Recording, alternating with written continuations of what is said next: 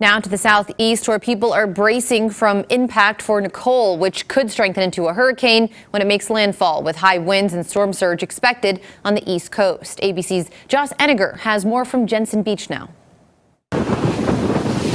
As a rare November storm sets its sights on the Sunshine State, millions are bracing for Nicole's impact. We're at the end of the storm season, right? Nobody expected this.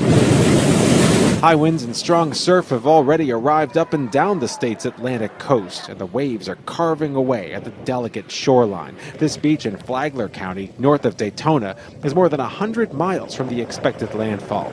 Emergency managers have ordered evacuations, and some schools have closed. Flights at Orlando's airport grounded. People in the impacted areas should continue to pay close attention as the storm progresses. I think we know these things can be dynamic. Many are sandbagging ahead of Nicole's arrival. You have to be worried. You live here. Because one of the biggest concerns is flooding, expected in low-lying areas that are already saturated. And at the coast, Nicole's storm surge could climb to 5 feet. So we have a couple of businesses on Las Olas. It's always flood there.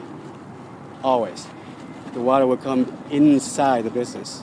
I got 1, 2, 3, 4 of those in the house. So just to be safe and not so water doesn't go in? Right. Nicole made landfall in the Bahamas earlier today. You can see waves crashing into cars in Nassau and a person wading through water in front of a home. This storm system just weeks after Hurricane Ian devastated much of the state. It's just exhausting. It's too close together. Many still rebuilding. The last thing Floridians need is yet another storm so close on the heels of the last one. And to give you a sense for how powerful it is, how wide this wind field extends, I'm talking to you now with the storm still hours away from making landfall. That won't happen until later tonight, well after nightfall. Josh Einiger, ABC News, Jensen Beach, Florida.